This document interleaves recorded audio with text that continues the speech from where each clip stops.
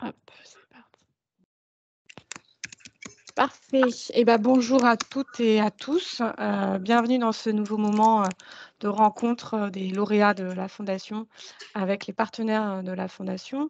Euh, on essaye de mettre en place depuis quelques mois en fait des moments, des temps d'échange et de rencontres entre toutes les structures qui ont été soutenues par la Fondation. Donc, ça concerne les lauréats des prix de la Fondation dont vous êtes tous, et puis des partenaires plus nationaux comme l'est aujourd'hui avec nous Famille Rurale. Donc, je laisserai Laure et Eric se présenter juste après ma petite présentation. Là, l'idée de cette rencontre, c'est ce que je vous ai dit un peu au téléphone et par mail, c'est de créer des moments de rencontre et de partage de pratiques à travers des points communs que vous avez. Les prix de la Fondation sont très ouverts et accueillent beaucoup de types de structures, de types de territoires et de types de secteurs.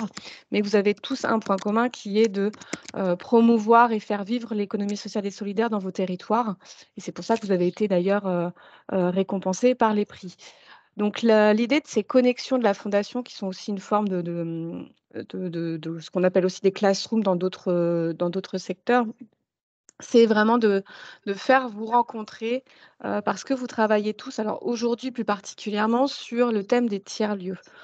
Les tiers-lieux, on a appelé ça comme ça, mais ça a une forme très, très diverse. Ça peut être, on a intégré dedans les cafés associatifs, on a intégré dedans les épiceries sociales et solidaires. En fait, c'est tous les lieux pour nous, hein, un peu hybrides qui accueillent différentes activités en un lieu et qui ont aussi une volonté de travailler avec la population locale, de l'accueillir, de lui donner la possibilité de participer à des actions collectives.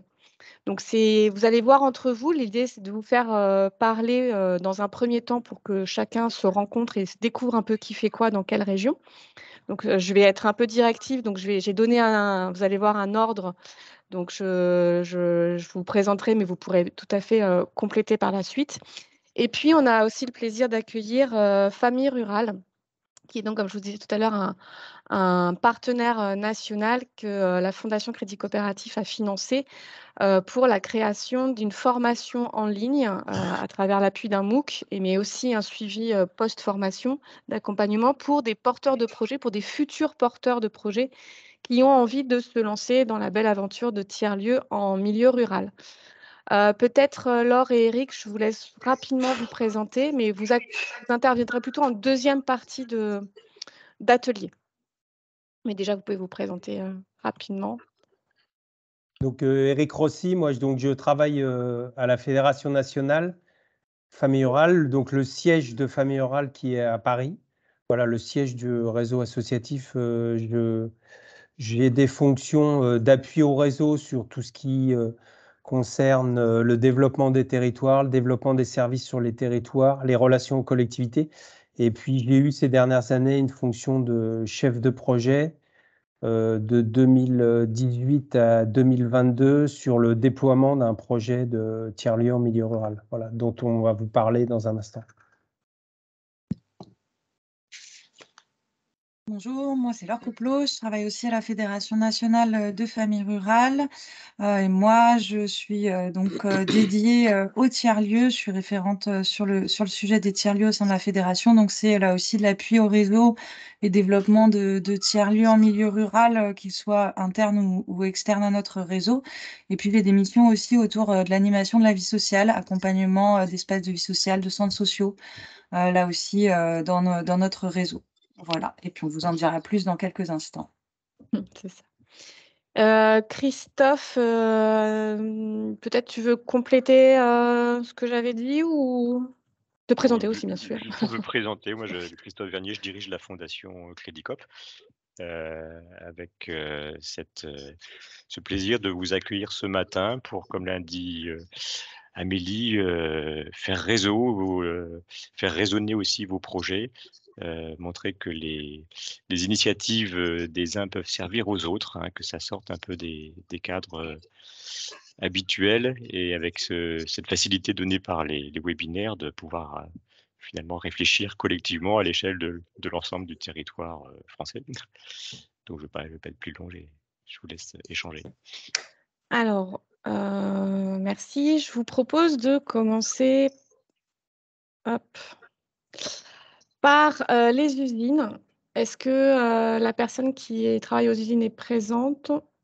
Oui, tout à fait. Super. Bonjour. Alors, vous avez été, alors c'est AY 128, même plus précisément, c'était l'association qui avait été sélectionnée en 2019. Et vous êtes dans Oui. le département de la Vienne. Et en fait, ce qui est intéressant, et ce que vous êtes assez unique là dans les personnes qui sont là, c'est que vous êtes parti d'un site industriel en friche, enfin d'une friche industrielle, pour justement proposer un nouveau projet de vie du territoire. Est-ce que vous pouvez nous en parler très rapidement? Puis après, on passera à d'autres et on... Oui, bien sûr. Donc oui, donc moi je suis Cyril Chessé, donc cofondateur et au copilotage de l'association donc qui dynamise ce lieu, donc ce lieu et ce projet qu'on a appelé les usines, avec une vocation. Donc on a commencé en 2009 pardon, pour le rachat du lieu, pour créer l'association en 2011 et ouvrir les premiers espaces de travail en 2013. Notre volonté, c'était effectivement de trouver des espaces de travail, mais aussi de vie, et de mettre en place des espaces mutualisés, voilà, tout un tas d'outillages en fait qui permettent à des structures, mais aussi à des citoyens et citoyennes de se retrouver dans ces espaces-là, avec différentes fonctionnalités. Donc, travail dans le secteur de l'artisanat, de la culture, secteur associatif, environnement, industrie culturelle. Voilà. Donc aujourd'hui, c'est à peu près, on doit être à 28 structures accueillies, ce qui correspond à peu près à 40 salariés au quotidien, un chiffre d'affaires cumulé de 2,3 millions. Voilà, des événements culturels, des formations, des initiations. Je la fais un peu rapide là, mais voilà, donc un projet qui s'est intégré dans cette notion de tiers-lieu, tiers-espace, pour différentes raisons sociologiques, philosophiques, et qu'on essaye d'incarner voilà, à travers différentes actions. Et aujourd'hui, on passe à la phase 2, enfin qu'on considère la phase 2 du projet, c'est-à-dire qu'on va doubler la surface d'accueil, créer d'autres espaces mutualisés, puisque le projet a une dynamique encore et une capacité de développement assez importante. Et donc, on lance une deuxième phase de réhabilitation à partir de cette année. Donc voilà, on est plutôt satisfait, même si le quotidien n'est pas forcément très facile. Mais voilà ce que je peux en dire en synthèse. Ok, merci beaucoup. Je vous propose de faire le petit tour de table. Oui, j'ai oublié de le dire. Un petit tour de table. On prend après quelques minutes d'échange et après, Famille Rurale pourra intervenir pour expliquer aussi un peu ce qu'ils font et recueillir votre avis, votre regard sur leur présentation. Merci beaucoup, Cyril. Je vous en prie. Maintenant, je propose de passer à l'Anthropode, donc avec Didier. Vous êtes présent ici, un de nos plus vieux lauréats de la structure, évidemment, mais en 2017, et vous avez été sélectionné par le Conseil local de la Loire. Et vous, en fait, Anthropode, c'est l'anagramme de entreprise, paysan, ouvrier, travailleur équitable. Est-ce que vous pouvez nous expliquer ce que c'est? Quelle est la philosophie derrière cette phrase? Bon, c'était un projet du début, alors après ça a évolué. Donc Anthropode, c'est une association qui est basée sur Rouen, c'est un café associatif, c'est une épicerie associative, c'est un groupement d'achat, c'est des jardins partagés, c'est des rencontres, c'est une programmation culturelle. Donc c'est un peu un lieu de convergence où il y a plein de personnes qui peuvent se retrouver, et puis ça crée une dynamique où effectivement il y a eu des entreprises ou des artisans qui se sont installés. C'est plutôt dans ce sens-là. Donc au départ, nous, on pensait plutôt faire une structure coopérative. Mais bon, au fur et à mesure qu'on a évolué, bon, ça s'est tourné comme ça. Mais on a un rôle justement de catalyseur, de lieu de rencontre qui marche toujours. Et puis, bon, on crée toujours des événements. Voilà. Donc, on met du lien entre les producteurs et les consommateurs. La culture, l'éducation populaire aussi qui est très présente chez nous. Et puis, mixité sociale aussi par les jardins, parce que c'est des jardins ouvriers et familiales. Donc, du coup, il y a plein de gens différents qui se rencontrent. en temps normal n'auraient pu jamais se rencontrer, puis ça crée de la dynamique. Voilà, donc Anthropodes, c'est ça, en quelques mots. Et donc, le fait de lier là, comme on voit paysans, ouvriers, travailleurs, c'était dès le départ une volonté de.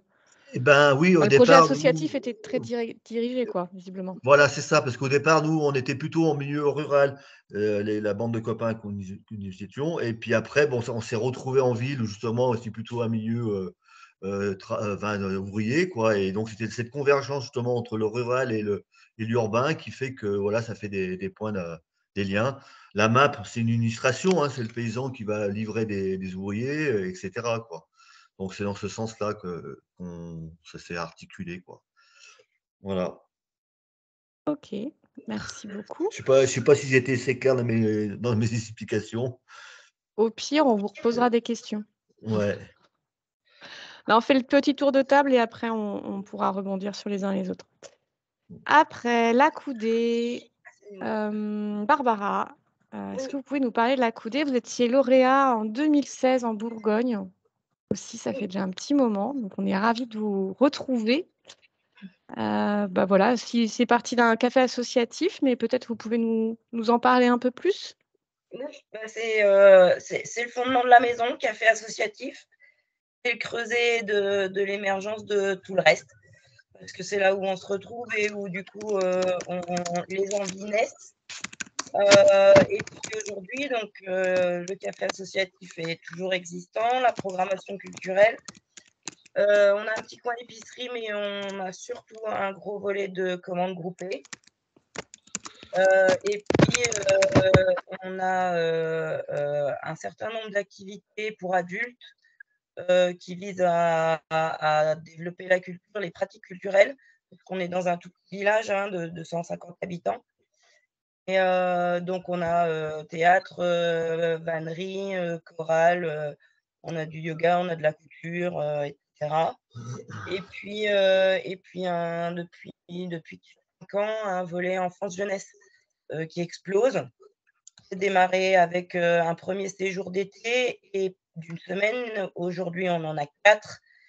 Et puis, les activités pour les enfants le mercredi, des stages pendant les petites vacances scolaires, avec une grosse, forte empreinte culture et éducation à l'environnement, qui est en fait un peu notre marque de fabrique dans toutes les activités qu'on peut mettre en place. On est un espace de vie sociale. Voilà, et la programmation culturelle, c'est à peu près 1 à 2 spectacles ou concerts par mois. La grande nouveauté de cette année, de 2022, c'est qu'on est devenu propriétaire de nos locaux. Ah, ça c'est bien. Et donc qu'on louait là depuis la création. L'asso, elle existe depuis 2007. Donc là, la SCI a souhaité vendre. On a eu l'énorme opportunité de tomber dans les plans de relance et d'être hyper bien soutenu par la région et la communauté de communes, qui nous ont permis donc de racheter l'ensemble des bâtiments. C'est énorme, hein, on est à la campagne, donc voilà, on a une salle, c'est le bar, on a une salle qui est actuellement notre salle d'activité dans laquelle on a toute la programmation culturelle. On a 3 granges, on a une toute petite habitation qui est très délabrée, et on a des jardins devant, derrière, enfin voilà. Donc c'est assez gigantesque. Là, pour ce projet-là, on s'est concentré sur nos besoins actuels. Qu'est-ce qu'on avait besoin pour installer les activités existantes dans des locaux confortables. Et donc on rénove au niveau thermique les 2 salles qu'on utilise actuellement, et on aménage une des 2 granges en salle de spectacle. Parce qu'actuellement, la salle d'activité, elle a une scène qui fait 3 mètres par 4. Donc voilà. C'est pas mal. C'est déjà pas mal, mais du coup, quand on est 30 là-dedans, c'est blindé. Donc on reste à notre échelle, hein. On n'a pas voulu faire un truc gigantesque, mais la grange permettra d'accueillir quasiment 50 personnes, de doubler la surface de la scène, avec 4 mètres de hauteur de plafond qui vont nous laisser la liberté d'accueillir des spectacles dans de meilleures conditions, quoi. C'est un seul site ou c'est un seul site, Ouais, c'est une ouais. ferme en fait où il y a plusieurs bâtiments ou c'est Ben, dispatché dans… Non, c'est pas une ferme mais c'était plusieurs habitations et toutes les habitations avaient leur grange, donc leur jardin. Donc voilà. Ok, merci beaucoup. Je pense qu'on reviendra sur vos besoins et sur vos pratiques dans un second temps. Après, Amandine avec le rat perché. Donc, vous avez été lauréat en 2019. Vous êtes du côté d'Arras, dans le Pas-de-Calais. Ce qui est intéressant aussi avec vous, c'est que vous avez assez vite, vous êtes positionné vraiment sur l'économie sociale et solidaire. Donc, c'est à la base un café avec une grosse programmation culturelle, mais il y a aussi, vous avez reçu un label de la région justement pour votre engagement pour l'ESS. Est-ce que vous pouvez nous représenter un peu les choses, puis nous parler un peu de ce point-là? Oui. Donc bonjour à toutes et à tous, je suis Amandine Mertier, je suis l'une des cofondatrices de la SIC, donc Société coopérative d'intérêt collectif Le Rat Perché, qui est donc effectivement un café-restaurant culturel, citoyen et solidaire. Donc on se définit très clairement comme un tiers-lieu et on s'est défini comme ça dès le départ puisque si nous sommes 3 à l'origine de ce projet, en réalité, on a très vite été accompagnés par les habitants de l'Artois. Donc nous sommes situés à Arras, donc les habitants de l'Artois, pour répondre à leurs besoins par rapport à des manques exprimés notamment sur la ville d'Arras. Donc, on est situé dans le centre-ville d'Arras, mais pas dans ce qui est considéré aujourd'hui comme centre dynamique de la ville, c'est-à-dire pas sur les places. Au contraire, on a choisi de s'installer dans le quartier des Arts qui peinait un petit peu à retrouver une dynamique culturelle, bien que notre café fait face au tandem, donc à la scène nationale Arras-Douai. L'objectif, en fait, c'était de proposer un lieu multiculturel qui répondrait à des valeurs de partage et de solidarité pour promouvoir les cultures sous toutes leurs formes, dans un souci de création de liens sociaux et d'échanges conviviaux avec le plus grand nombre de populations possible, et notamment mélanger des populations, c'était vraiment le but, dans une forme de mutualisation des cultures, des biens, des savoirs et des expériences. Et donc, on s'est créé en 2007 et aujourd'hui, nous proposons du coup à l'année environ 250 manifestations culturelles. Donc, ça va des concerts, des bœufs musicaux, des représentations de théâtre, de marionnettes, de cirque. On a eu même des fêtes burlesques, on a un petit peu de tout. On propose aussi des cafés signes, donc en langue des signes française, des cafés polyglottes, des débats, des lectures, des diffusions cinématographiques. C'est assez dense en fait au niveau de la programmation.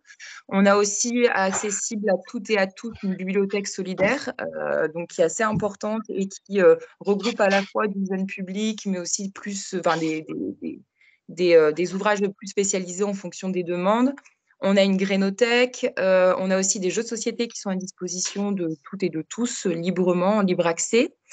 Et la particularité, c'est qu'aujourd'hui, nous sommes 51 associés, donc 51 sociétaires, qui sont à la fois des personnes physiques et des personnes morales.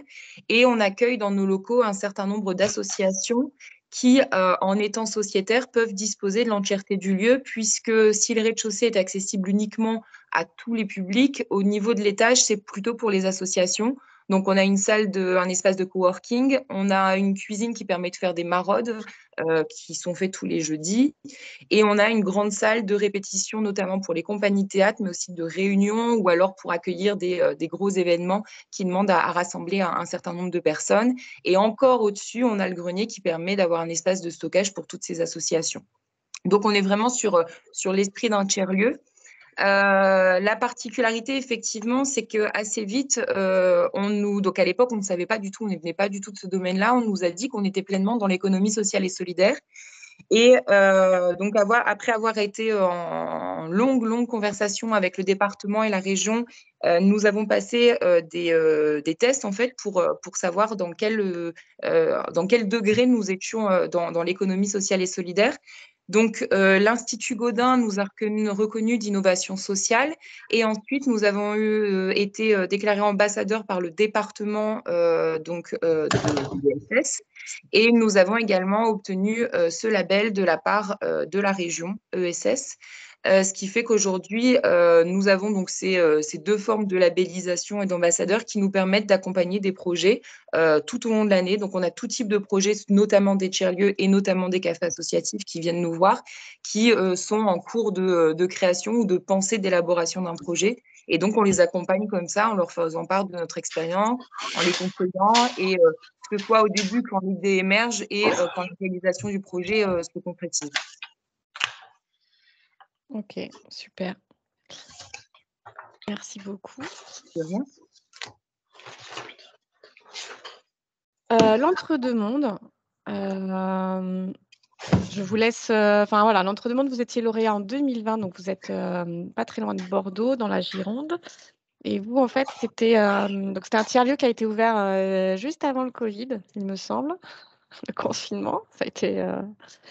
Mais en même temps, c'est ce que je me souviens pour en avoir discuté avec Pierre, c'est presque ce qui vous a sauvé, enfin pas sauvé, mais ce qui a été en fait le fait que ce soit aussi un lieu où c'était très axé sur l'alimentation.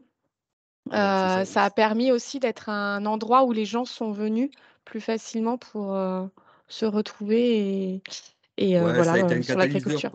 Ouais. Ouais. Bonjour à tous, pardon. Oui, pendant le Covid, ça a été un catalyseur, mais le souci, c'est qu'on a ouvert les activités au fur et à mesure et les aides, on n'y a pas eu droit. Je vais vous expliquer ce qu'on fait. Et ça nous a mis un petit peu dans la panade. Donc voilà, on essaye de surmonter les problèmes un peu économiques, mais bon, on va y arriver. Donc l'entre-deux-mondes au départ, c'est travailler sur l'autonomie alimentaire de notre territoire. C'est l'ouest, c'est l'est de la Gironde, parce qu'il y a beaucoup de vignes et très peu de production agricole. Donc l'idée de départ, c'est celle-ci, comment rationaliser et réorganiser un petit peu la filière. Et au départ, on devait juste monter une épicerie de producteurs et un pôle d'aide aux producteurs. Et après, avec la communauté commune et les besoins qu'il y avait sur le territoire, on est venu au tiers-lieu parce qu'on nous a demandé si on pouvait faire un espace de coworking. C'est ce qu'on a fait. Et ensuite, il y avait un bar-resto à côté et on a réouvert le bar-resto qui était à côté en même temps. Donc voilà, alors l'idée, on était une association au départ, on s'est transformé aussi en SIC. Ce modèle nous intéressait parce que ça fait intervenir toutes les personnes du territoire, donc les citoyens, les producteurs, les collectivités et tout ce qui est association du territoire. Donc voilà, c'est pas évident parce que il y a des gros blocages et chez nous c'est toute petite structure au niveau de la production, surtout maraîchère. Donc là, au lieu de développer la production, on essaie de maintenir la production locale. Et à côté de ça, on a des partenariats avec la cabane à projet, avec une épicerie solidaire, à qui on essaie de donner une partie de la production que nous achetons, nous, aux producteurs, pour ensuite en faire profiter les personnes qui en ont besoin.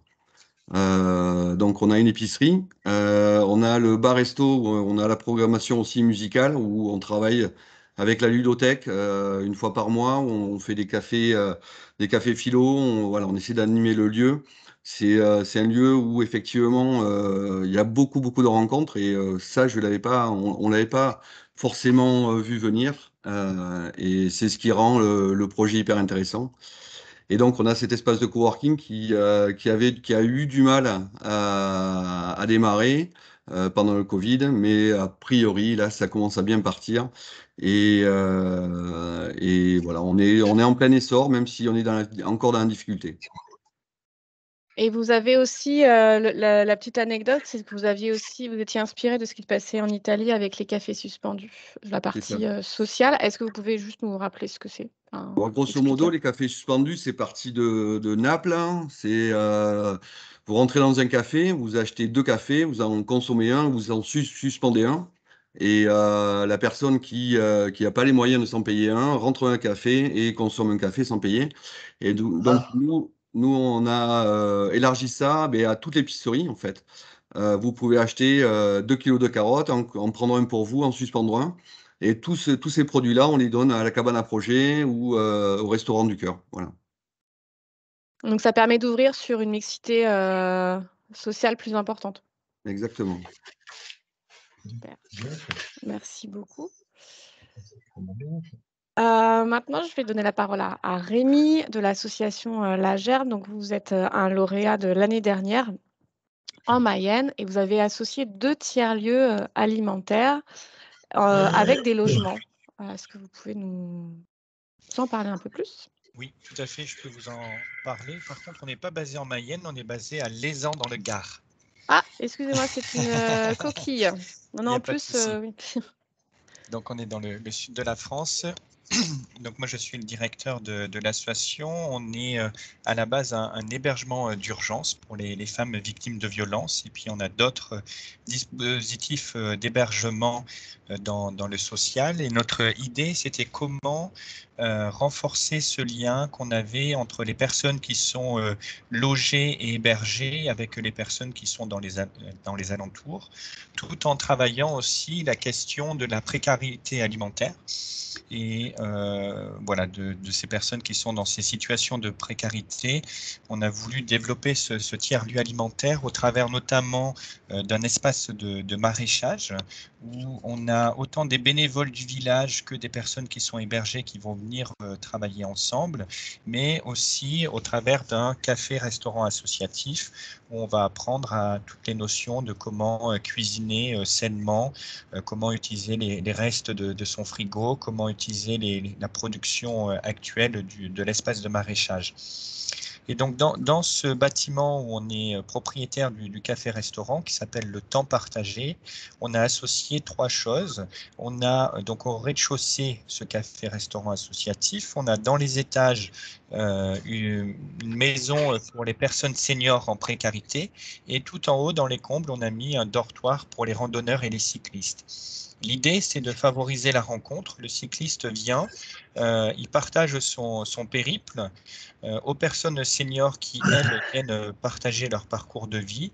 Et ensemble, ils peuvent s'engager dans le café, soit à préparer un repas, soit à prendre un café ou autre. Donc, on sert à peu près entre 20 à 35 repas par jour, 4 fois dans la semaine. Et l'ensemble des personnes qui sont à la cuisine, par exemple, sont uniquement des bénévoles. J'ai seulement une personne qui est salariée qui va faire le travail de coordination de l'ensemble des bénévoles. On est aussi un espace de vie sociale, donc à l'intérieur de notre café, mais dans les autres maisons de l'association, on va proposer des ateliers divers et variés pour pouvoir permettre la rencontre entre les personnes, des rencontres qui sont souvent inattendues et qui n'auraient pas pu exister autrement que dans ce cadre-là.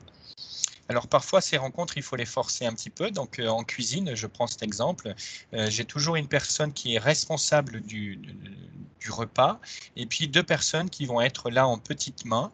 Et là, je vais prendre une personne qui sont de notre dispositif des logements adaptés ou d'hébergement d'urgence et en même temps une personne du village. Donc pendant 3-4 heures ensemble, on va forcer entre guillemets cette découverte et cette façon d'enrichir les uns et les autres. Actuellement, on est en train de finaliser aussi l'ouverture d'un local de transformation des produits agricoles. Donc là, c'est comment lutter aussi contre le gaspillage. Quand notre espace de maraîchage produit trop, on va pouvoir faire des conserves pour le reste de la période de l'année. Mais on ne voulait pas le faire que nous-mêmes parce que des fois, on a des quantités qui sont trop petites. Donc, on veut proposer à des jardiniers amateurs de pouvoir se saisir du lieu, mais aussi à des professionnels alors qui seraient plutôt sur des petites quantités de venir utiliser ce lieu. Donc, que ce lieu soit un lieu comme le café, de l'espace de l'économie sociale et solidaire, mais tout en même temps un espace de rencontre, d'échange, en interaction les uns avec les autres. Voilà un petit peu notre projet de tiers-lieu avec cette idée de le dupliquer. Donc, on l'a fait une fois sur l'Aisan dans le Gard et puis à 70 km de là, donc au Vigan dans les Cévennes. Donc, on a dupliqué aussi ce projet. On est en train de le dupliquer. Voilà rapidement. Super. Merci beaucoup. Je pense que ça réagit pas mal. Est-ce que j'ai oublié quelqu'un qui ne s'est pas présenté? Je ne pense pas. Est-ce qu'on peut se donner, Laure, Eric, 10 minutes d'échange avant de passer à vous? Est-ce que vous avez est-ce que ça vous a fait réagir les uns les autres, les présentations? Vous avez vu, vous êtes très diversifiés. Enfin, c'est à la fois dans du milieu urbain ou dans du milieu dans les territoires ruraux, mais à chaque fois, je trouve qu'il y a toujours cette volonté de faire se rencontrer les gens. J'ai vu que visiblement, certains, vous êtes déjà propriétaires. Est-ce que pour d'autres, la question du foncier ou des relations avec les bailleurs se pose? Eric. Nous, on est locataires, on aimerait bien être propriétaire, mais c'est un peu compliqué. Donc, le coût du foncier est trop élevé pour nous. Bon, voilà, mais sinon, voilà. Okay. Eric? Moi, j'ai une question sur les fabriques de territoire. Est-ce que certains sont positionnés pour être fabriques de territoire sur leur territoire? Et il y a un élément qui m'a... Nous, on partage avec certains d'entre vous la dimension espace de vie sociale. J'ai noté quand même que cette dimension de lien social, rencontre, échange revient, c'est ce qui nous est commun à tous, je pense. Mais j'ai remarqué aussi qu'on a très très peu parlé de numérique. Quasiment pas. Donc voilà, savoir si certains ont des ateliers ou des activités qui relèvent du numérique. Cyril et Amandine.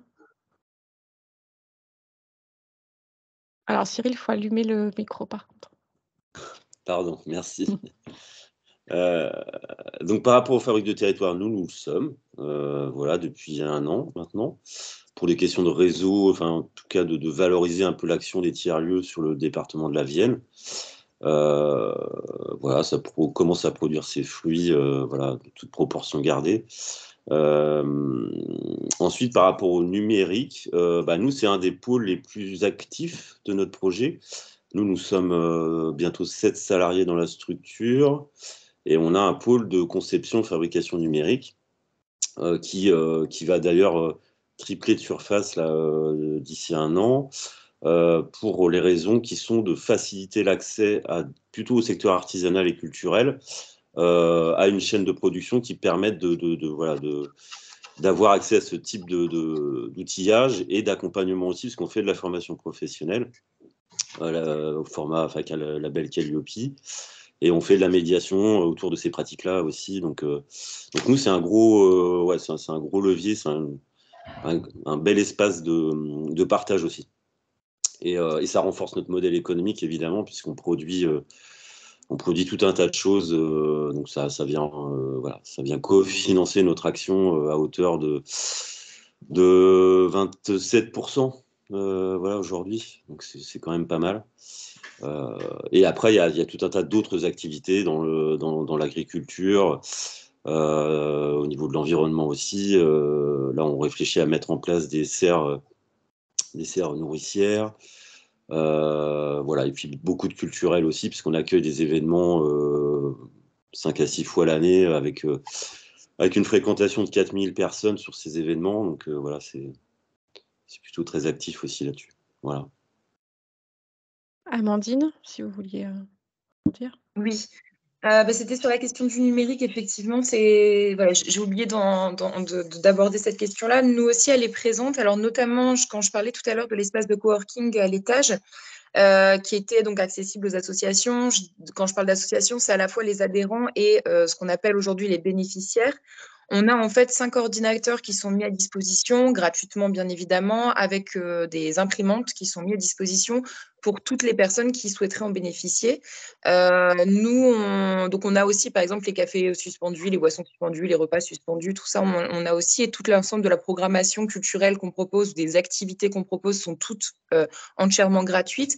Et on a beaucoup de personnes qui viennent de voilà, une mixité sociale réelle. Notamment, on a pas mal de personnes qui sont en situation précaire, voire très précaire ou SDF, d'où le fait qu'on organise aussi des maraudes. Et donc, ce public-là est tout à fait intéressé par le modèle de café suspendu. Alors, nous, on a appelé ça les cafés perchés ou les repas perchés par rapport au rat perché au nom de notre structure.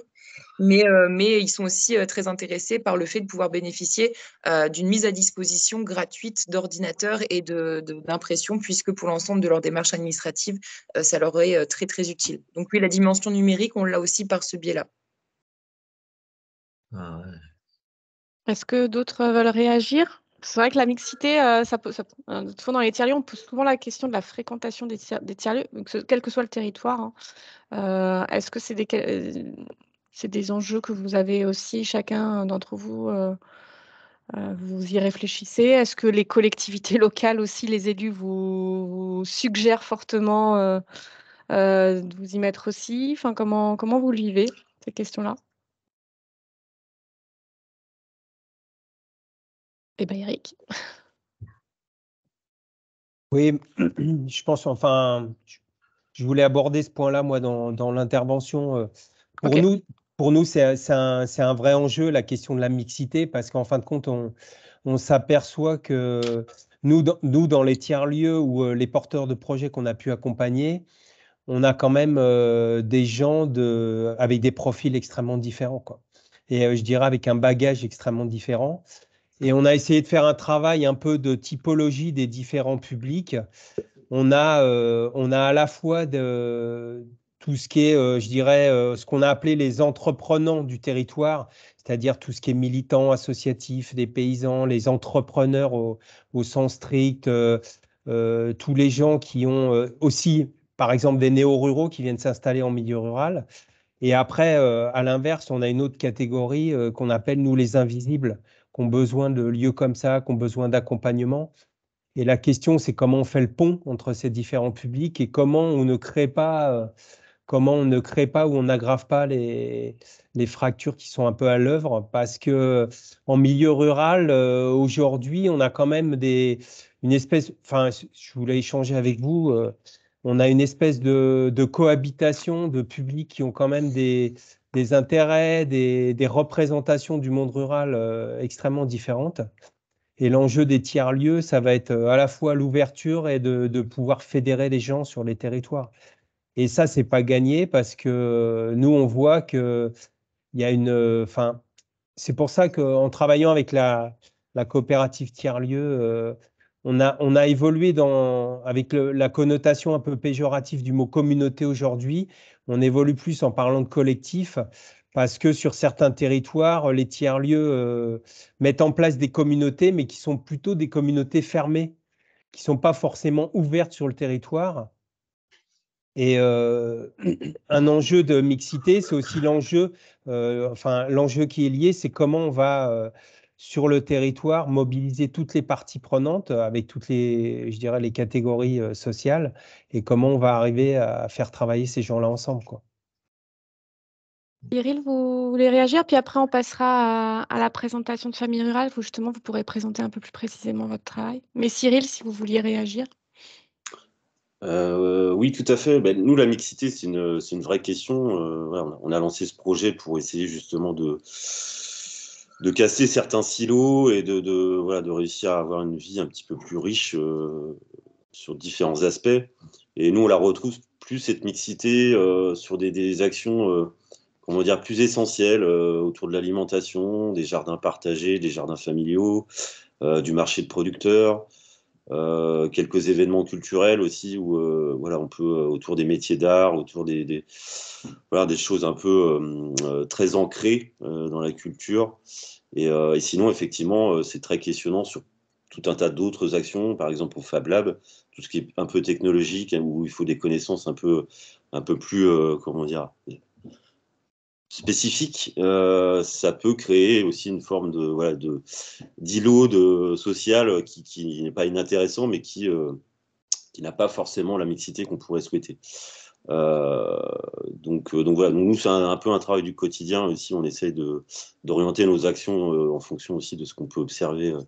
Sachant que nous, on est en bordure de l'agglomération de Poitiers, donc on est quasi rural aussi. Et donc, il y a des enjeux aussi autour de ce sujet-là, quoi. Voilà. Ok. Eric et Laure, je vous propose de... Est-ce que vous voulez que je continue le partage de mon écran ou vous voulez prendre la suite? Il faudrait que je mette le micro. Laure, tu... Bon, je peux partager mon écran comme... Ouais, si tu veux. Allez, je vais faire ça. Donc, on vous propose un petit topo de présentation avec de l'humilité, puisque une partie d'entre vous, quand même, vous avez de l'expérience et de l'ancienneté sur les tiers-lieux. Donc, un mot de présentation de Famille Rurale. Je ne sais pas si tous vous connaissez le réseau Famille Rurale, qui n'est pas forcément implanté dans tous les départements qu'on a cités, par exemple dans la Vienne. Dans la Vienne, on n'a quasiment pas d'association. Donc, Famille Rurale, c'est un réseau. Famille Rurale, c'est un réseau ancien qui va fêter ses 80 ans cette année. Donc, 2000 associations locales sur 2/3 à peu près des départements, avec quand même, je dirais, l'ADN de Famille Rurale, c'est la proximité, c'est un ancrage territorial fort. Voilà. Et en même temps, aujourd'hui, donc nous, les expérimentations de tiers-lieux qu'on a lancées à partir de 2018. On est sur une grande diversité de territoires ruraux, quoi. On a autant de dynamique dans des très petits villages de moins de 500 habitants que sur des bourgs, voire des petites villes. Alors bien sûr, je dirais, les dimensions ne sont pas du tout les mêmes, les réponses ne sont pas les mêmes, mais on est vraiment, le tiers-lieu est vraiment un outil qui s'adapte, il s'adapte au territoire et qui est vraiment, je dis, un vecteur de dynamique pour tous les types de territoires ruraux aujourd'hui. Donc, Famille Rurale, c'est deux missions principales. C'est à la fois répondre aux besoins sociaux et animer les territoires, donc avec des activités d'utilité sociale, des services d'intérêt général, de la petite enfance jusqu'aux personnes âgées. Un réseau qui est porteur d'innovation depuis des décennies, voilà, dans l'innovation sociale, au travers de services, je pense par exemple au transport scolaire, tout ce qui est crèche parentale, voilà, depuis des décennies dans le milieu rural, où les gens se sont organisés pour s'entraider, pour mutualiser, pour pouvoir répondre eux-mêmes en créant des associations à des besoins. L'autre grande mission de Famille Rurale, c'est de contribuer aux politiques publiques, c'est-à-dire on est notamment à la Fédération nationale, on a une mission de défense et de promotion des familles et du milieu rural, qui nous fait être voilà, en permanence en lien avec tous les ministères.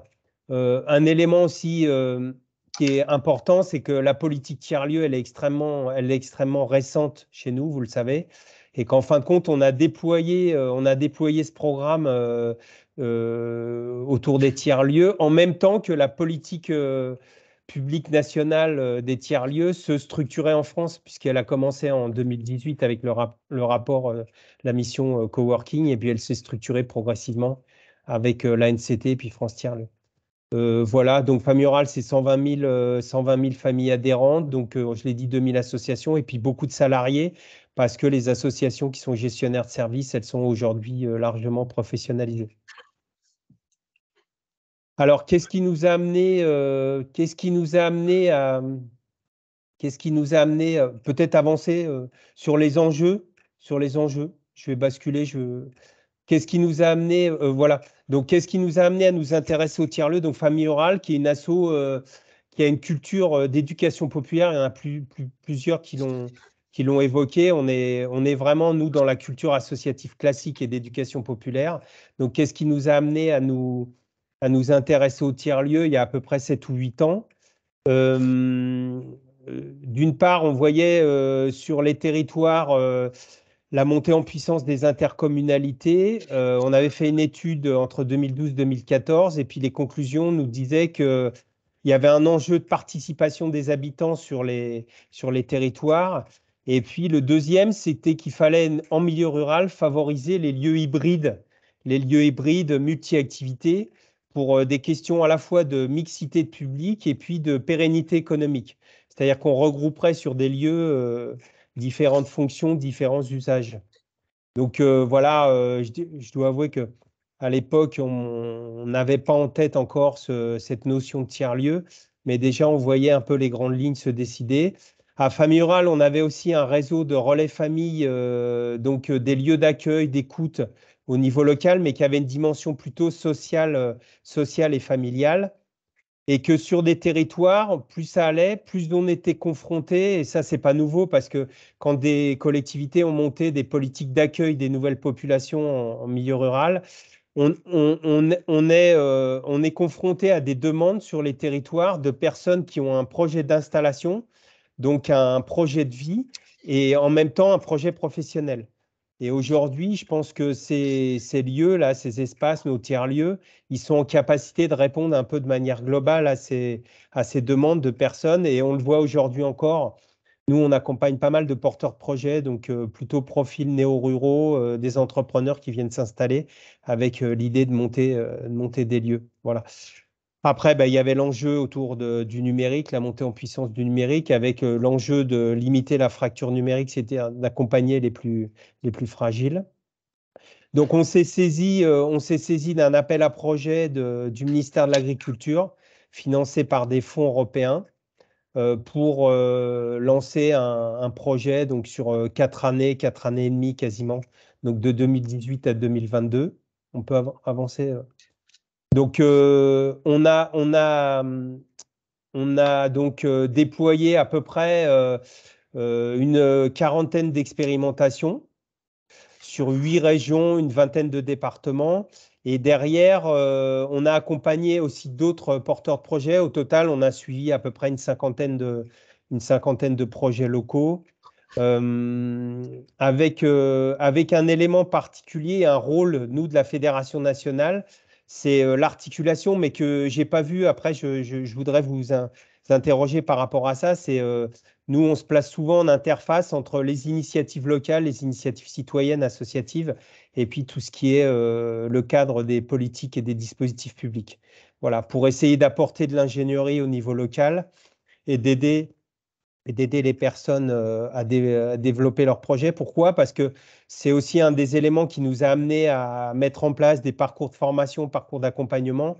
On s'aperçoit qu'aujourd'hui encore, sur nos territoires ruraux, il y a plein de gens qui ont des bonnes idées, mais ils restent très, très isolés en tant que porteurs de projets. Il y a assez peu d'accès, de lisibilité, de tout ce qui est opportunité, dispositifs publics. Et que c'est aussi le rôle, certains ont évoqué tout à l'heure l'accompagnement qu'ils proposaient à d'autres porteurs de projets ou d'autres associations. Et je pense que c'est un vrai enjeu que nos lieux, quand ils se structurent, ils sont consolidés, puissent apporter ce type d'accompagnement sur les territoires. C'est pour nous aussi le fait d'entrer dans ce projet-là, c'est aussi le fait d'aller plus vers une culture d'économie sociale et solidaire, parce que sur deux aspects, sur l'aspect modèle économique, un peu de diversifier les modalités de financement, trouver des ressources propres, voilà, consolider un nouveau modèle qui permette un peu de se détacher des subventions. Et puis aussi un modèle plus entrepreneurial, voilà, plus entrepreneurial, plus de risques, notamment au travers l'acquisition de locaux, de bâtiments, quoi. Parce que nous, sur une partie de nos projets, on est quand même, c'est un élément qui n'est pas revenu spécialement, sur lequel tout à l'heure, j'aimerais bien qu'on échange. on est sur beaucoup de territoires assez dépendants de la puissance publique, c'est-à-dire de la collectivité, de la municipalité, sur la mise à disposition de locaux. Voilà. Donc, pendant ces 4 années, donc, on a proposé aux porteurs de projets un programme d'activités, des formations, des séminaires, des regroupements, des événements pour partager les expériences et puis suivre les expérimentations et puis, je dirais, analyser un peu ce qui se faisait. Ce qu'on a vu, c'est qu'en fin de compte, donc, on a sur 40 à 50 expériences, en fin de compte, on a trois grandes catégories. On a aujourd'hui donc un certain nombre de projets. Donc, on était avec un droit à l'échec puisque c'était une expérimentation. Donc, des projets qui, en fin de compte, ne réunissaient pas les conditions, je dirais, favorables au montage et à la pérennisation d'un lieu. Donc, un certain nombre d'abandons, pardon. La deuxième catégorie, c'est qu'en fin de compte, on a une différenciation au moment où il s'est agi d'avoir une dimension territoriale et de pouvoir aller mobiliser l'écosystème au niveau local. C'est-à-dire qu'on était, pour une partie de nos projets, on avait un existant, notamment des espaces de vie sociale, qui agrégeait de nouvelles activités, agrégeait de nouveaux publics. Mais moi, j'ai appelé ça une catégorie de tiers-lieux d'activité, mais qui était assez auto-centrés sur leur structure, avec une logique d'offre, de participation des usagers, mais qui se sont moins ouverts au territoire. Et par rapport à ça, ces tiers-lieux-là, ils ont assez vite rencontré des limites dans leur capacité à avoir cette dimension territoriale. Et en fin de compte, on a travaillé avec un organisme que vous connaissez peut-être, et puis un couple dont vous avez certainement entendu parler, donc Anne et Patrick Beauvillard, sur les questions de coopération, de maturité coopérative du territoire et de processus coopératif. Et par rapport à ça, on s'est aperçu que quand des équipes, des collectifs se donnaient cette capacité-là de s'ouvrir et de travailler avec les acteurs du territoire, le tiers-lieu devenait réellement un tiers-lieu de territoire. Alors, je ne parle pas de fabrique de territoire qui est un label, mais il se donnait la capacité de pouvoir mobiliser réellement tous les acteurs pour construire ce projet de tiers-lieu, cette démarche tiers-lieu sur le territoire. Voilà. Et ça, on l'a vu vraiment.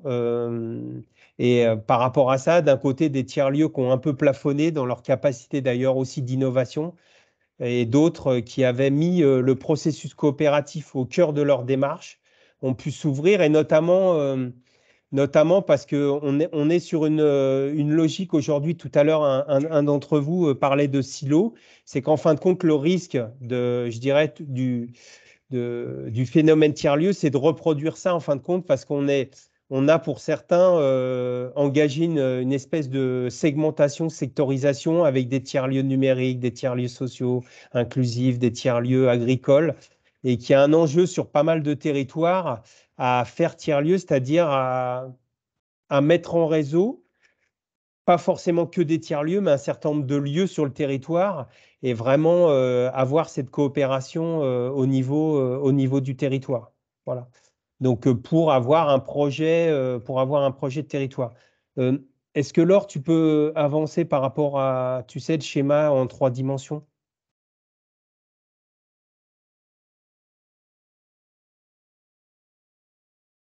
Ouais, bon. J'ai oublié de vous dire que, évidemment, les supports vous seront envoyés avec les contacts de tous les participants à l'issue de ce temps d'échange. Donc, en fin de compte, ce qu'on a vu dans les phases de développement là, que j'évoquais à l'instant, c'est que d'une part, quand la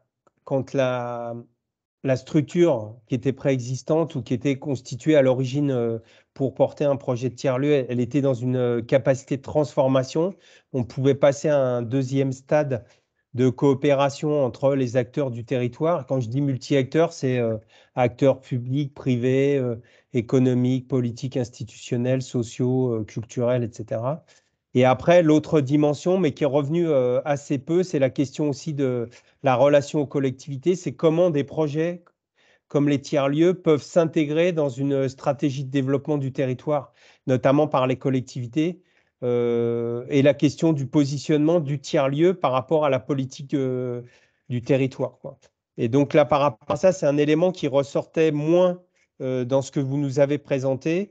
Nous, on a plusieurs exemples où, en fin de compte, les collectivités, la municipalité est vraiment partie prenante du lieu.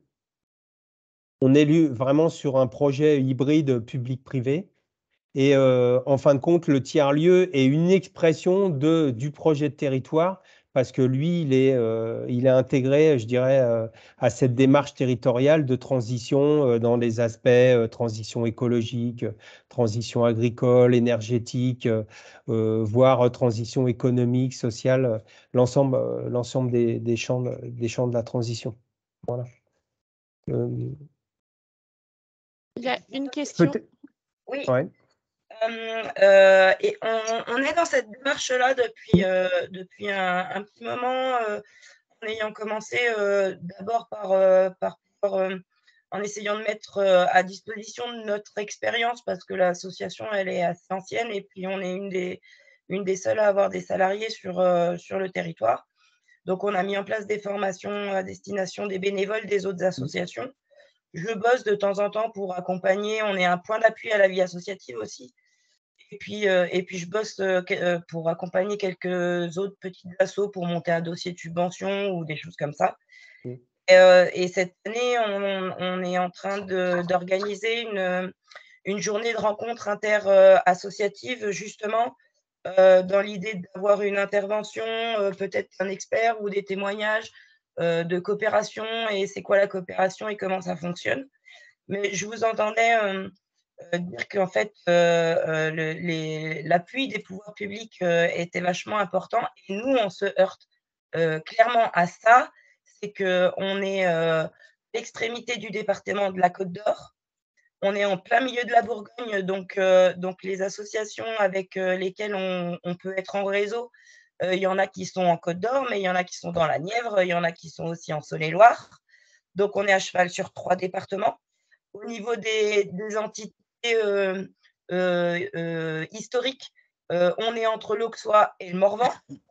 Et on est à l'extrémité d'une communauté de communes, et on est en fait au milieu de 4 communautés de communes. Donc du coup, on est tout seul pour organiser ça, parce que faire se rencontrer et travailler ensemble des associations, c'est un réseau, c'est des gens qui se connaissent déjà un peu ou qui ont entendu parler les uns des autres. Ça, c'est assez facile. Mais dès le moment qu'il va falloir aller éventuellement chercher 3 francs 6 sous pour éditer ou diffuser un catalogue d'activités ou une plaquette commune, et ben, on va se tourner vers qui? C'est là qu'on va nous dire: «Oh bah, pourquoi nous?» Et voilà. Donc c'est vrai que je pense que quand il y a un soutien des pouvoirs publics, alors à la fois c'est facilitant, mais à la fois c'est limitant, parce que du coup, ça va se limiter à une communauté de communes ou à un département, et finalement les bassins de vie, ils sont complètement différents, quoi. Voilà, donc s'il y a des solutions qui sont facilitantes, mais sans passer par les pouvoirs publics, et ben, on est preneur des idées des autres, quoi.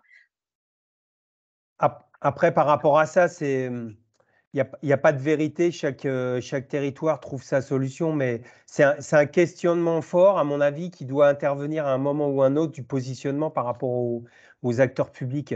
Et nous, sur un certain nombre de territoires, on a vu que la relation aux collectivités était assez complexe, notamment aux élus, et que par rapport à ça, le tiers-lieu n'est pas forcément compris, sa plus-value n'est pas forcément comprise autant par les élus que sur certains territoires, les élus ne voient pas forcément la plus-value par rapport à un tissu, par exemple, associatif qui est hyper dynamique. ils ne voient pas forcément les nouveautés ou les plus que les tiers-lieux peuvent apporter. Ils ont l'impression aussi d'être un peu concurrencés. Nous, sur un certain nombre de territoires, il est clair que c'était déjà le cas sur d'autres types d'initiatives, de services, mais par rapport aux tiers-lieux, on a vu sur un certain nombre de territoires des tiers-lieux concurrents qui étaient soit portés par les collectivités, soit portés par des acteurs qui, justement, coopéraient pas forcément ensemble. Et par rapport à ça, c'est vrai qu'à un moment ou à un autre, dans les projets sur les territoires, on va être confronté tôt ou tard à cette question de comment on se positionne par rapport à la collectivité. Est-ce qu'on fait le choix de travailler avec eux, d'en être dépendant ou de s'autonomiser complètement si on a un modèle économique parce que certains, là, dans le tour de table, ce qui était intéressant, on pourra évoquer la question du modèle éco, mais quand il y a de l'activité éventuellement agricole ou artisanale et tout ça, on a un modèle économique, ou voire de la formation, on a plusieurs qui ont évoqué la formation. Après, quand on est dans des dimensions plus sociales, culturelles, le modèle éco en milieu rural est extrêmement difficile à stabiliser, quoi. On va peut-être Peut-être avancer. ouais, peut-être Laure, je vais juste, je finis sur la diapo où on évoquait les différents points. Et puis, par rapport à cette question de la coopération, nous, pour faire aussi le lien avec la question, l'enjeu de coopération et de mobiliser les différentes parties prenantes, on s'est dit que les formations, c'est-à-dire le travail ou l'accompagnement des porteurs de projets, fallait forcément qu'il y ait les groupes ou je dirais l'embryon des collectifs qui émergent ou qui se construisent sur les territoires.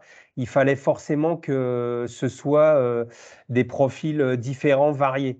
C'est-à-dire que les projets nous qu'on a pu accompagner, on a fait venir à nos formations, nos parcours de formation, même notamment avec l'Institut des territoires coopératifs sur la formation.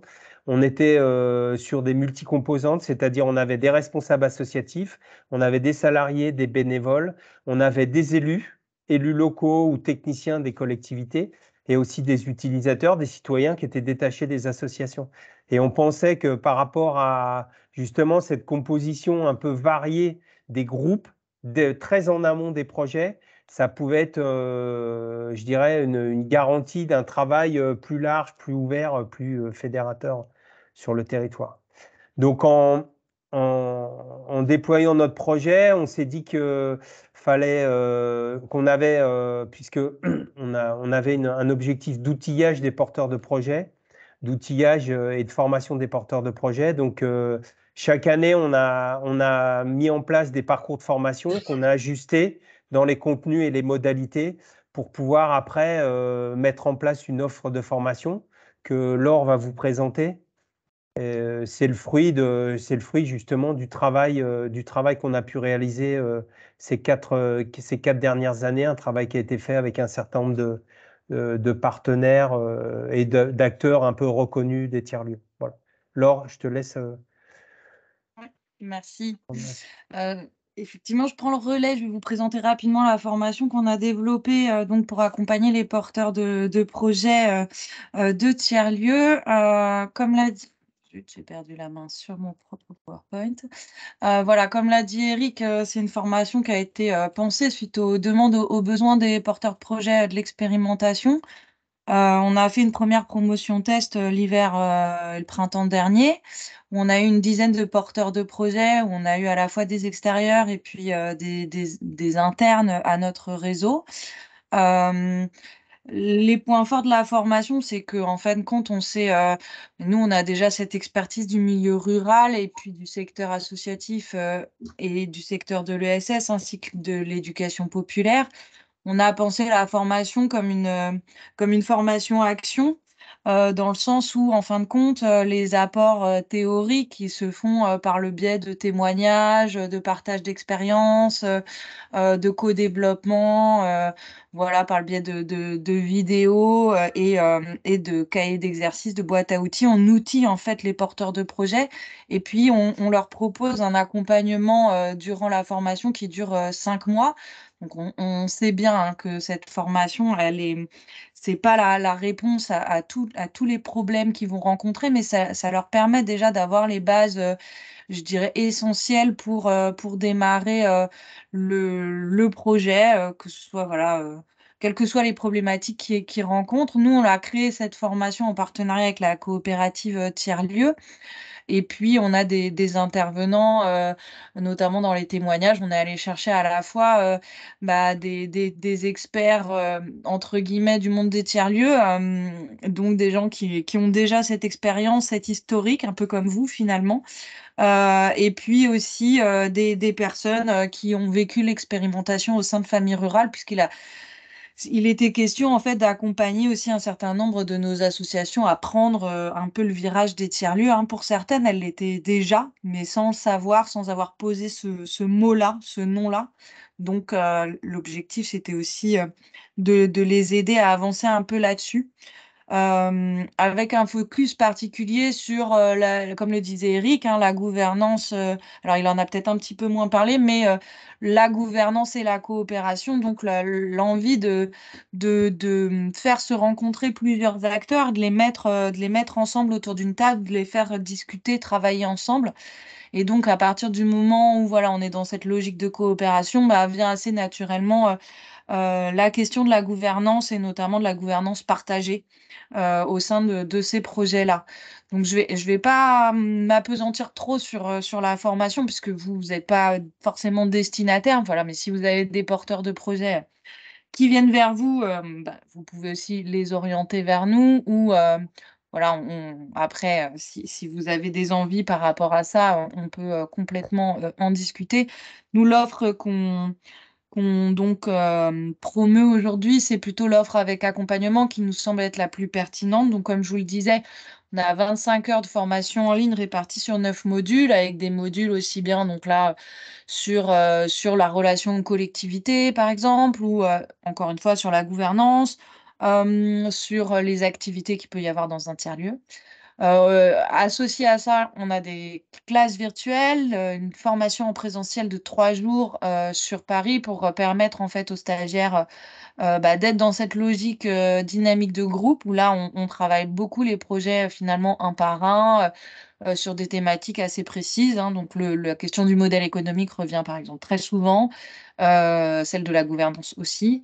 Et puis, cet accompagnement individuel, parce qu'aujourd'hui, en fait, c'est beaucoup ce que recherchent les porteurs de projets dans les formations. C'est surtout un accompagnement un peu personnalisé de leur projet, puisque chaque projet est très différent en fonction des contextes, des lieux et de la jeunesse du projet. Voilà, donc il y a une nécessité vraiment d'accompagner ces porteurs de projets de façon un peu individuelle.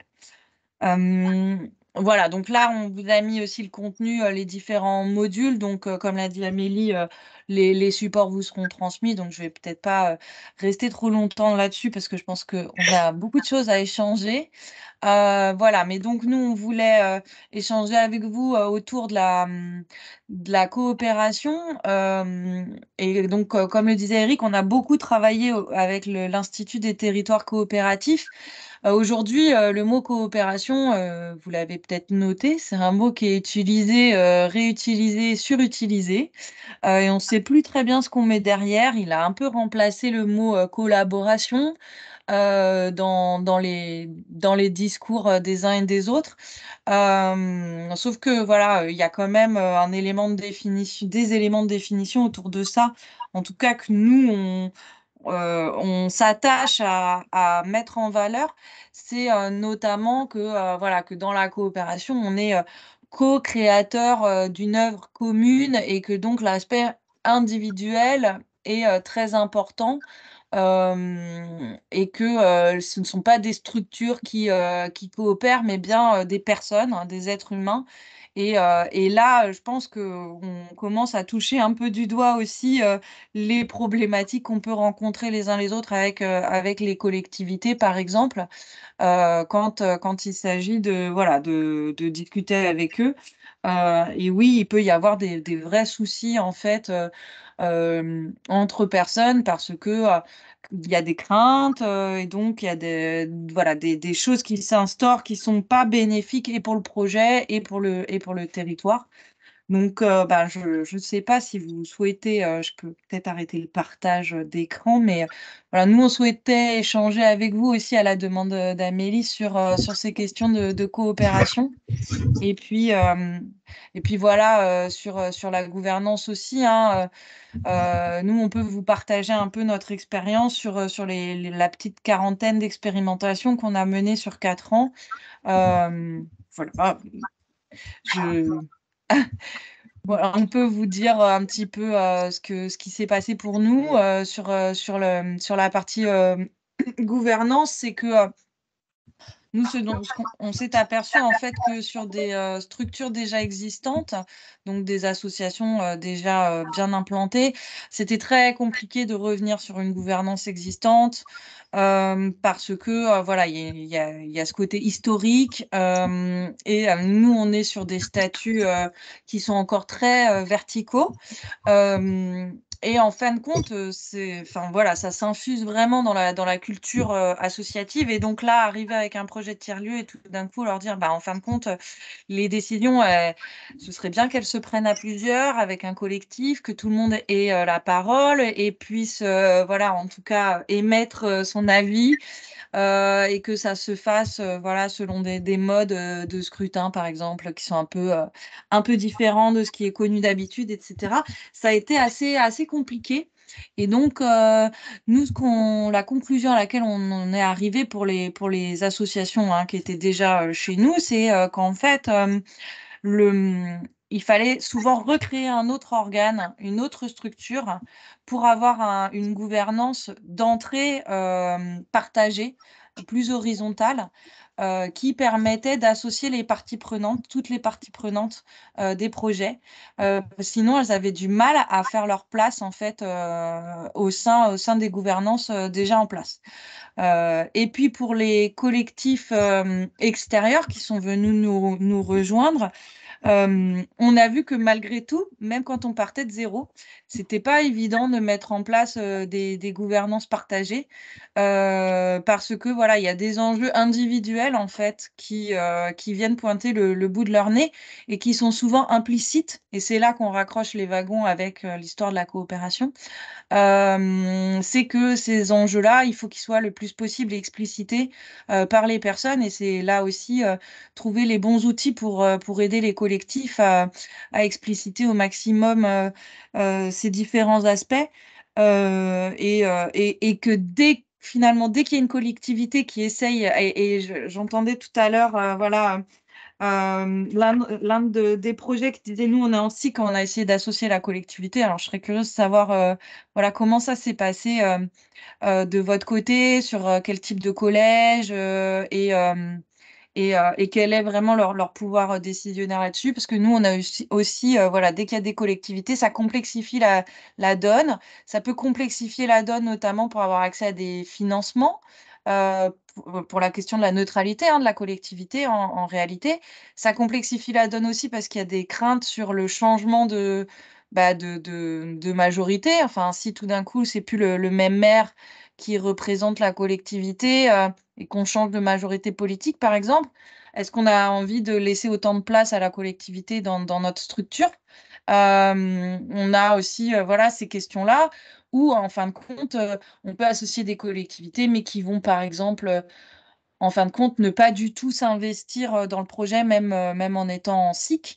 Voilà, donc nous, on n'a pas forcément de réponse à vous apporter, mais en tout cas, c'est les différents points saillants qui sont ressortis de nos expérimentations. Et que voilà, en tout cas, cette place dans la gouvernance et dans la coopération avec les collectivités, elle est pas simple. Et même entre habitants, en fin de compte, elle est pas simple non plus parce qu'on prend moins le temps d'apprendre à se connaître. On voit tout de suite l'opportunité de se mettre ensemble pour faire un projet. Et puis après, en fait, entre guillemets, les problèmes peuvent pointer le bout de leur nez parce qu'on n'a pas forcément voilà, pris ce temps préparatoire parce qu'on est pressé, voilà, on est pressé par le temps. Eric, tu veux réagir? Non, c'est aussi une question par rapport à certains d'entre vous, puisque vous portez les projets depuis un certain temps. C'est la question de la place des fondateurs. Et on voit que dans les tiers-lieux, il y a toujours des figures emblématiques. Il y a une ou deux personnes qui ont, voilà, avec un certain charisme, voilà, porté le projet. Et donc, la question, c'est comment ça s'organise autour, comment ça peut se transmettre, comment ça peut s'élargir. La question aussi qu'on a vu qu'il y a des fois un écueil, c'est comment passer des dimensions individuelles à des dimensions collectives. Parce que notamment, on est confronté à ça aujourd'hui beaucoup. J'ai évoqué ça tout à l'heure. C'est des entrepreneurs qui s'installent en milieu rural. Et en fin de compte, ce sont des projets personnels, quoi. Avec voilà, de dimensions d'auto-emploi, de créer son propre emploi. Et l'enjeu, c'est comment on arrive à passer à la dimension collective. Et ben, vous avez 3 questions. Je vous propose, j'ai vu l'entre-deux-mondes que vous vouliez. Donc, on les rappelle, c'est comment la première question, c'est la place des collectivités, en particulier quand vous êtes dans une SIC. La deuxième question, c'est le rôle des fondateurs et des personnes portent le projet et qui le portent à l'extérieur. Et la troisième question, c'est le rôle la place des néo-ruraux, plus souvent, sur les entrepreneurs dans les projets. Donc, je vous propose, il nous reste 10 minutes. Si vous pouvez chacun apporter votre vision, si ce n'est votre réponse à ces questions, ce sera très riche. On commence par vous, entre-deux-mondes. Oui, oui. Donc nous, ce que je vous ai dit, on était une coopérative, une SIC. Donc effectivement, on a 5 collèges. On a les salariés, les producteurs, les citoyens, partenaires et des collectivités, dont la mairie de Créon où est le tiers-lieu. On a un conseil municipal en fait, on a monté un conseil coopératif avec l'ensemble des partenaires. Et sur les votes, on a pondéré les voix parce qu'il y a énormément de citoyens. Donc on a pondéré les voix selon les différents collèges. Sur les collectivités, c'est surtout un soutien moral que vraiment actif. On a dit la difficulté, c'est que les fondateurs, déjà je suis fondateur avec Pierre Chenzy et ce statut-là est un petit peu lourd en fait. Parce que on en revient toujours à nous. Et moi, ce que je voudrais justement, c'est que ça puisse s'effacer pour justement que ça soit plus fédérateur et plus collectif. Et ça, c'est super compliqué. Donc, il y a les fondateurs, il y a les salariés qui passent énormément de temps sur la structure. Et donc, tous les intervenants du conseil coopératif, il y a un décalage en fait entre les fondateurs, les salariés et les autres partenaires, ou les autres coopérateurs, mais parce qu'ils ont aussi leur boulot, ils ont aussi beaucoup de choses à faire à côté et qu'ils ne peuvent pas s'investir comme ils le voudraient. Et du coup, il y a une latence sur les prises de décision, sur le quoi faire, le comment faire. Il y a beaucoup d'idées, mais en fait, on a du mal à les mettre en œuvre on a un problème de réactivité en fait. Voilà. Voilà ce que je voulais dire. J'avais une petite question. Est-ce que vous travaillez avec le conseil, avec la COP des tiers-lieux? Oui, on travaille avec la COP des tiers-lieux depuis 6 ou 7 ans. Et c'est eux qui nous ont, dans la production d'outils, on a produit un petit outil qui s'appelle Comment créer un petit guide, un guide papier qu'on pourra vous envoyer d'ailleurs. Si on récupère on l'a en version numérique, mais on peut éventuellement vous envoyer des exemplaires papier. Oui, bien sûr, on travaille avec la COP tiers-lieux. Ouais. Cyril, parce que là, je vois vraiment leur tourner. Je ne voudrais pas dépasser trop. Oui. Donc nous, je vais essayer de faire rapide. La place des collectivités nous a toujours été fondamentale, avant même qu'on soit financé. Voilà, on a cherché à tisser un lien avec ces différentes représentation publique. Aujourd'hui, on est financé de la ville, de la commune de Luguiger jusqu'à l'Europe. Donc, il y a toutes les instances qui nous soutiennent pour différentes raisons. Et donc, ça pose aussi un certain nombre de problèmes sur la question du modèle économique, puisque voilà, on se rend un peu dépendant et quelquefois, c'est un peu compliqué de pouvoir s'adapter à certaines prérogatives ou aussi de certaines méthodes qui peuvent être assez contraignantes. Voilà, mais malgré tout, ça se passe quand même pas mal. Et on cherche aujourd'hui, effectivement, à potentiellement changer de modèle juridique. Voilà, pour pouvoir effectivement peut-être avoir à différents degrés de notre projet, voilà, d'autres places, laisser la place aux collectivités voilà, sur d'autres enjeux, particulièrement sur l'enjeu immobilier, qui est assez lourd à porter, parce qu'on est propriétaire, on investit en privé, principalement, et ça pose, du coup, on revient à la question du rôle des fondateurs, puisque les fondateurs sont aussi propriétaires, sont parfois aussi salariés, portent énormément de choses, j'en fais partie, et que, donc, à la base, on avait une association avec un bureau fermé, puisqu'on voulait conserver la maîtrise de l'outil, et que finalement on était suffisant à lancer le projet entre nous quatre. Puis quand on a constaté que le projet se lançait, on a ouvert le bureau, créé des collèges de représentation entre les structures résidentes, les usagers, usagères, sur différents enjeux. Donc ça a fonctionné. Il y a 12 personnes au conseil d'administration, assez représentatif des activités qu'on mène.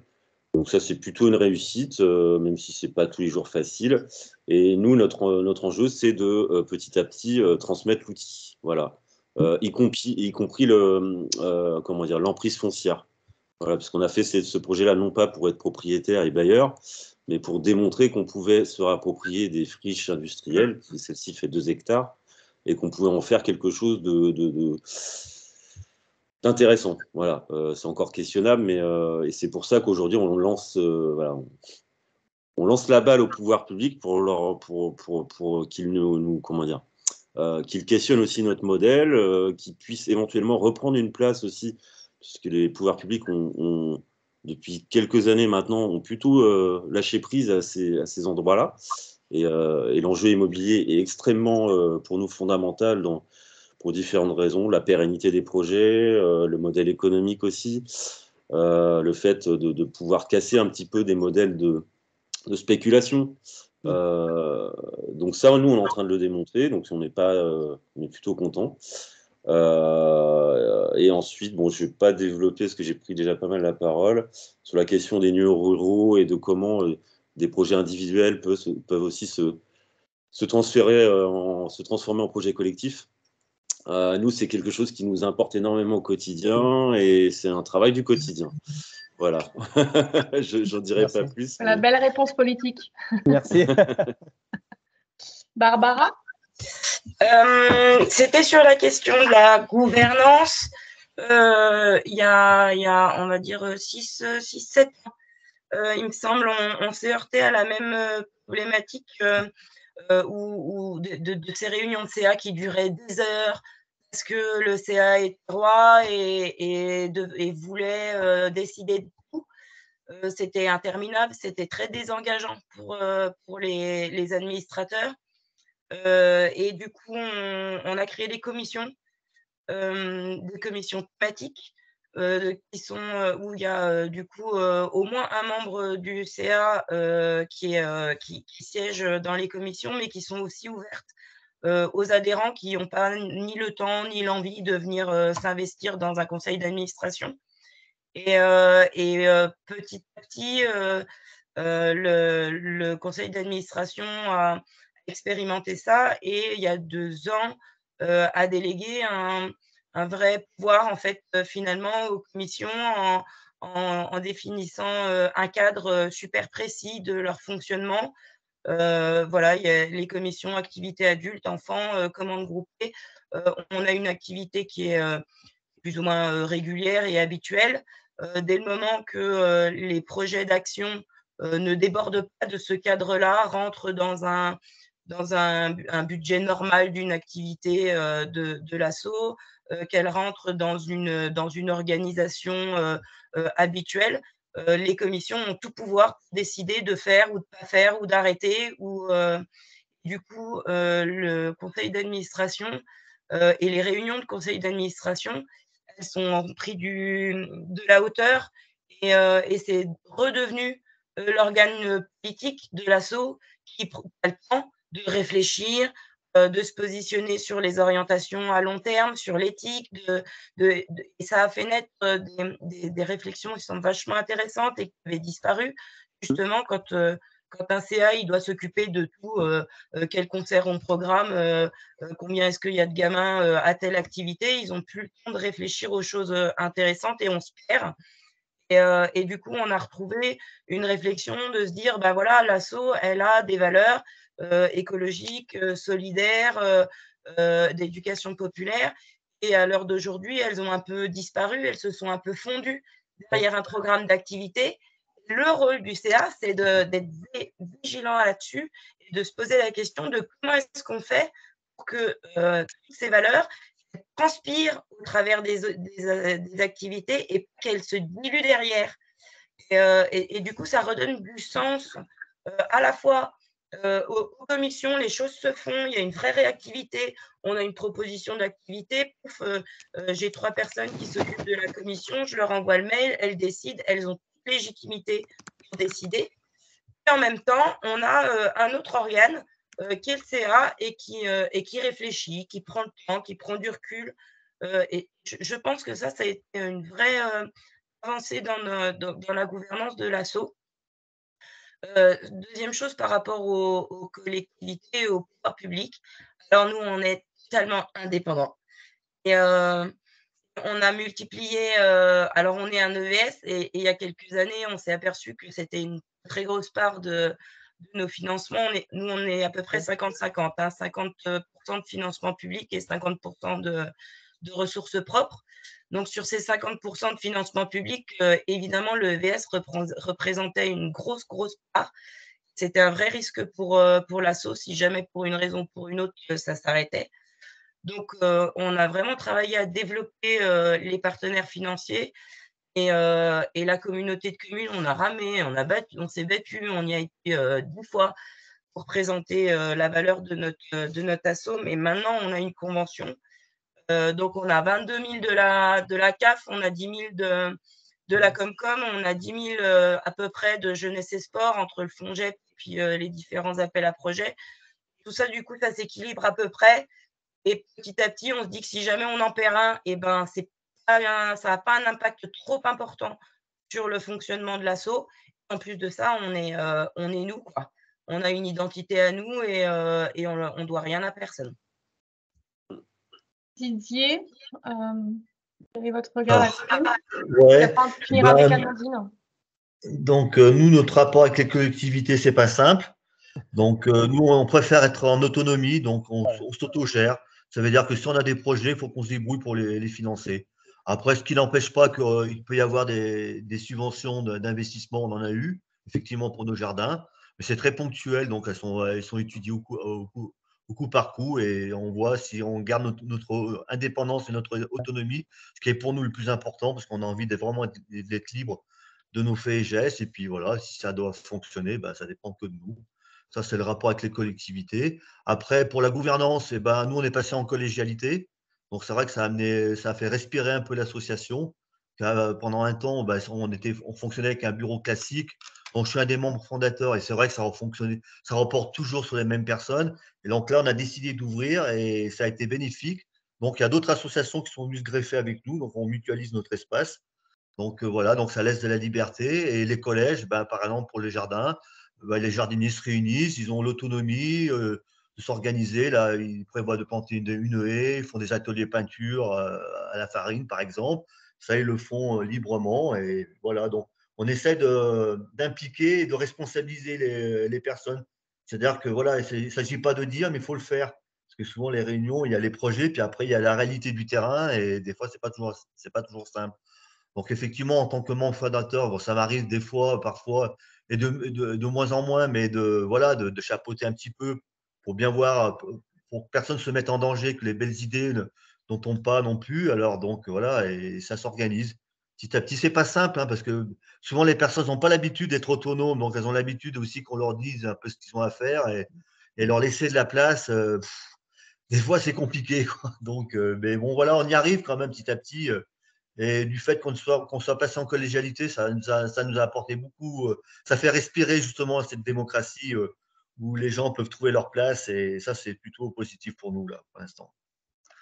Bon, voilà. Sur les initiatives individuelles, vous en avez, vous, de votre côté? Oui, il y en a des fois. Alors, ça peut être varié, hein. J'en ai pas. Ouais, si, une exposition sur l'Afrique, par exemple. Donc, voilà, une écrivaine qui est partie quelque temps en Afrique. Elle voulait faire part de ses travaux, de son livre qu'elle a écrit, tout ça. Donc, elle a dit, bah, tiens, voilà, j'aimerais bien faire une thématique sur l'Afrique. Donc, elle a pris tout ça en main. Donc, elle rédige, elle propose. Puis après, nous, bah, après, on a le système d'information, les mailing lists, tout ça, on organise. En fait, ce qu'on dit aux adhérents, nous, c'est une caisse à outils qui est mise à disposition. Elle est là, donc c'est à eux à s'en servir. Ils prennent ce qu'ils ont besoin. Et ça marche plutôt bien. Donc, et puis, il suffit qu'il y en ait un qui le fasse pour que les autres disent, bah, tiens, ça donne des idées.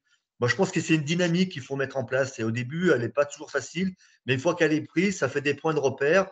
Et puis après, bon, voilà, on fait des conventions, on essaie de se structurer de façon que quand il y a des nouvelles personnes, elles arrivent, elles ont un mode d'emploi, elles ne s'éparpillent pas trop, on ne revient pas non plus sur ce qui a déjà été fait, les échecs, ben, on s'en sert, etc. Bon, c'est quelque chose qui se bâtit dans le temps. Nous, ça fait 16 ans qu'on fait ça et on est plutôt bien content. On est dans une bonne dynamique actuellement, donc c'est bien chouette. Cette crise du Covid nous a été bénéfique, on va dire, à tous les termes du sens, mais c'est bizarre à dire, mais c'est vrai en plus. Voilà. Est-ce que, Amandine, vous voulez sur le rat perché? Oui. Et après, on va devoir Oui, arrêter, il est déjà 11h06.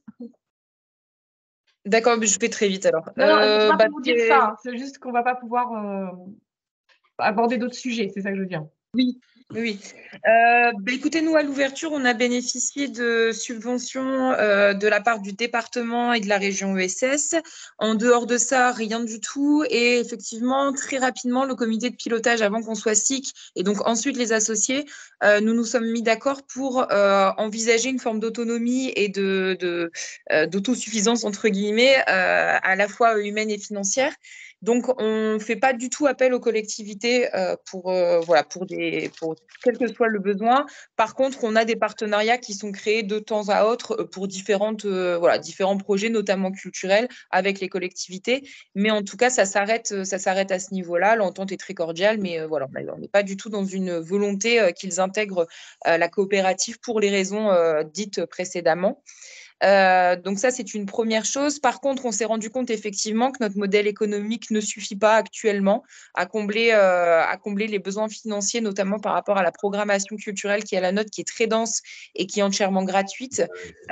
Donc là, on est en train d'essayer de trouver des solutions à cette grosse problématique qui crée en fait. Ça a coupé. Si elle se reconnecte, en attendant, Cyril et Pierre, vous avez toujours votre main levée, c'est... Non, moi, c'est un oubli pour moi. Désolée, ça a coupé, je vais devoir vous quitter. Ouais. Merci beaucoup. On pourra recevoir l'enregistrement si on veut la fin oui. Ça fera partie de tout ça, ouais. Bon, mais merci beaucoup, merci à tous. Je vous dis bon courage et à bientôt. Au revoir. Merci, au revoir. Au revoir. Amandine, pardon, on a été coupé, donc allez-y. Ah, ben Amandine, elle est partie. Non. Amandine, si vous pouvez C'est pas grave s'il n'y a pas la caméra, si c'est une problème de réseau. Est-ce que vous m'entendez? Oui. Ah, je suis vraiment pour le réseau. Je ne vais pas mettre ma caméra pour essayer de rester, voilà. Donc, je ne sais pas où vous étiez arrêté, mais en tout cas, voilà pour les collectivités. Et oui, pour le problème de la santé, nous, c'est un problème qui se pose énormément dans notre structure, c'est-à-dire que sur les 3 personnes à l'origine du projet, nous sommes 2 encore associés de la coopérative, un qui est à la fois gérant et salarié de la coopérative et moi qui suis juste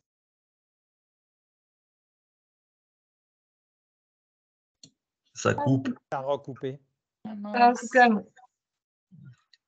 Amandine qui est juste fondatrice et gérante, je pense. Mais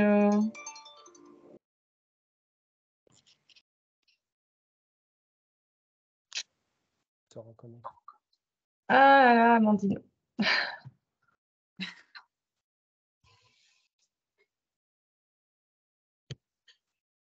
Ça devient compliqué. Ouais, là, je suis désolée. En plus, on a vraiment un peu explosé Dépassé, ouais. l'horaire. Ouais. Bon, je proposerai à Amandine. Amandine, il faut qu'on s'arrête. Mais peut-être que vous pouvez écrire par mail ce que vous vouliez dire et moi, je le joindrai à l'envoi avec quand il y aura le replay et les supports. Comme ça, on pourra écouter, enfin lire ce que vous vouliez nous dire, Amandine, si c'est OK pour vous. Je suis désolée, on va vraiment devoir... Ah ouais, au revoir, Amandine. Merci à vous. J'espère que vous avez pu bien échanger. Bon, c'est toujours frustrant, ces horaires, mais bon, voilà, je pense que c'est déjà très bien que vous ayez pris contact entre vous. Donc, n'hésitez pas à vous contacter pour des questions, pour savoir des échanges. Voilà, c'est vraiment l'objet de ces réunions, même que ça se passe complètement en dehors de la fondation. Petit rappel, si vous avez des structures qui sont intéressées, ou même si vous, à partir de si vous avez été lauréat à partir de 2017, les prix de l'inspiration sont réouverts jusqu'au 31 janvier, là. Et donc, les anciens lauréats peuvent recandidater, tenter qu'ils ne dépassent pas 2018. Donc, c'est à partir de 2017, 2016, 2015, voilà, vous pouvez recandidater. Pas après. Et si vous connaissez d'autres structures qui pourraient, qui recherchent des financements ou du soutien médiatique aussi, n'hésitez pas à en parler autour de vous. Okay. Voilà, merci beaucoup à tout le monde de vous être Merci connectés. À tous. Merci Bonne à tous. continuation. Merci. À vous. À très bientôt. Je pense qu'il y aura d'autres rendez-vous qui seront proposés. Donc, j'espère qu'on pourra compter sur vous aussi. Et n'hésitez pas à nous poser des questions ou avoir des idées. On est preneur aussi de bonnes ondes. Merci beaucoup. Avec À plaisir. bientôt. Bonne journée. Merci à tous. Au revoir. Bonne journée. Bonne journée. Au revoir. Au revoir. Au revoir.